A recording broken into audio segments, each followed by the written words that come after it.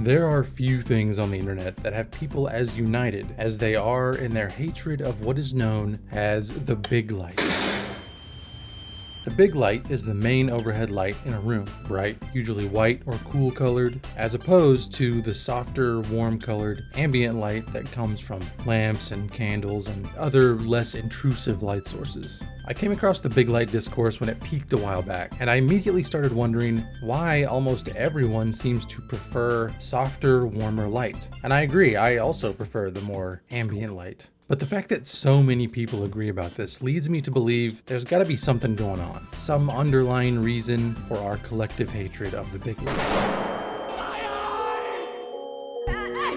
I like to look at this stuff through the lens of human history and anthropology. For example, why do we love calorie-rich food? Because throughout most of human existence, lots of calories meant a better chance of survival. You didn't always know where your next meal was coming from, so passing up a calorie-dense food was a big no-no. Today, this works against us, so maybe something similar is going on with the big light. My first thought was that we might prefer dimmer, warm-colored light because it resembles the light that humans knew for thousands and thousands and thousands of years. You know it, you love it. It's fire, baby!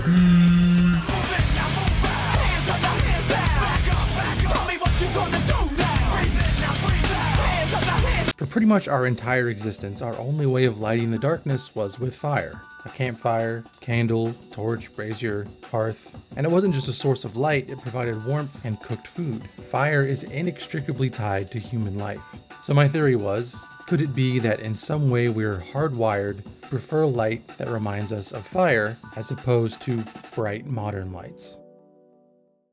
We don't know exactly when humans first began controlling fire. Archaeologists have found possible evidence of its use going back more than 1 million years, but we can more comfortably say it was at least within the past several 100,000 years. Whatever date we choose, we know fire has been a part of human life for a long-ass time.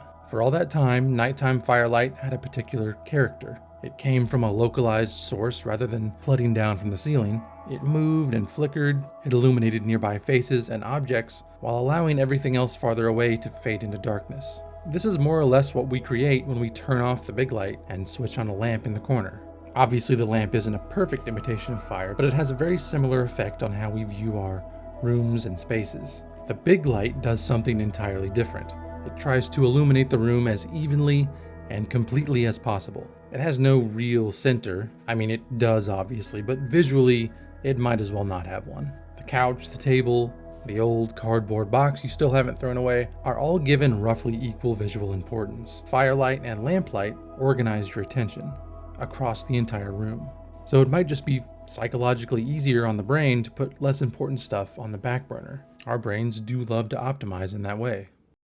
Firelight may have helped divide human life into 2 different psychological periods. Anthropologist Paola Wiessner explored this in a study of conversations among the of South Africa. She compared 174 daytime and nighttime conversations, along with 68 translated texts collected over many years. During the day, conversation was much more focused on practical and immediate concerns, work and resources and so on. At night, around the fire, the subjects changed. People told stories, talked about distant communities, religions, and spirits. Of course, we can't know that Wiessner's research gives us a perfect representation of prehistoric humanity, but it shows us what fire could do for social life. It doesn't just extend the working day, it helped create, or at least became associated with, another kind of time. A time where immediate practical demands give way to stories, relationships, and imagination. Vibing, if you will. Hanging out, an integral part of human life. That distinction may be hiding inside our relationship with light. Bright light tells us that the practical day is continuing. There are still tasks and practical things to do. Softer light allows the environment to become smaller. So maybe firelight feels comfortable, partly because it tells us that we're no longer expected to account for everything or for the entire room.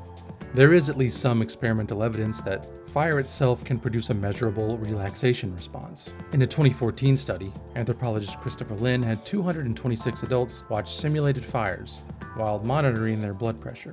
Participants were exposed to different conditions, like fire with and without its natural crackling sound. The most consistent decrease in blood pressure occurred when participants watched fire with sound. The effect also seemed to become much stronger with longer exposure. Lynn proposed that the relaxation around fire may have played a social role during human evolution. A fire could create a relatively safe environment where people relax together.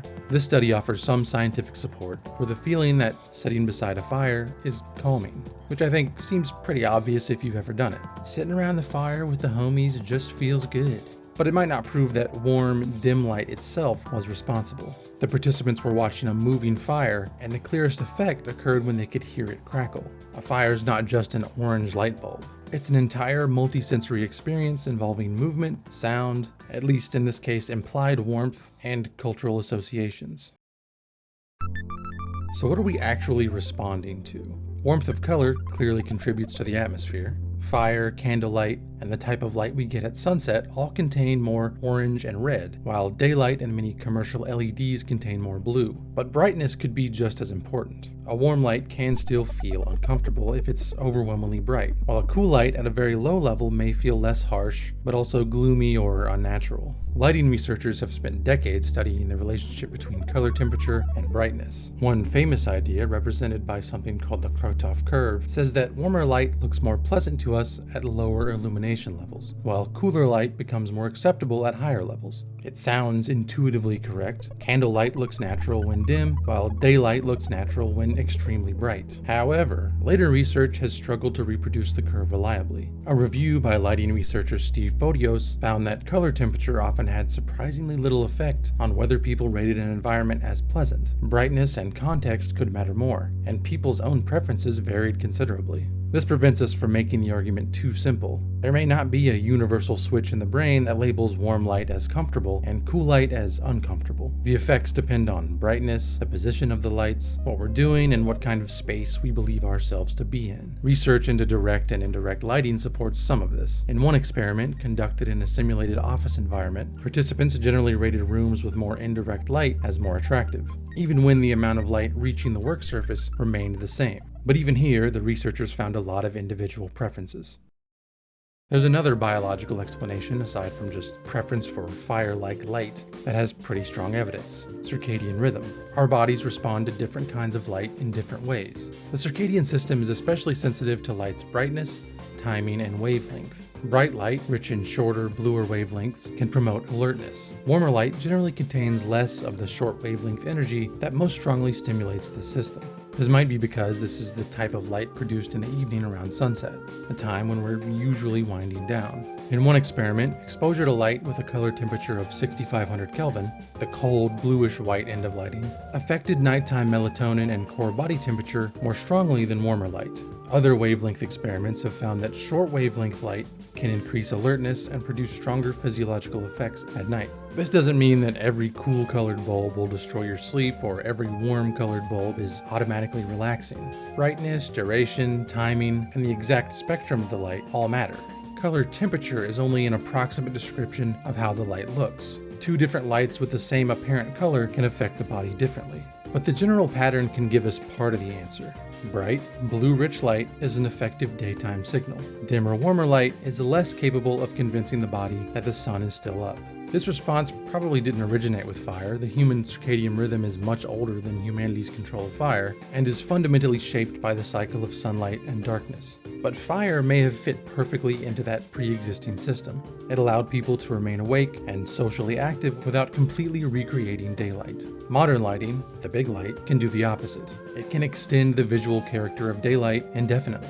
Even if an ancient preference plays some role, our hatred of the big light might also be learned during our own lifetimes. Think about the places most strongly associated with bright overhead lighting. Offices, hospitals, schools, grocery stores, warehouses, environments designed around practical needs. The lighting's there to make the environment visible and functional, not comfortable. By contrast, restaurants, bars, and living rooms frequently use warm, localized lighting to communicate that a space is social, private, or restful.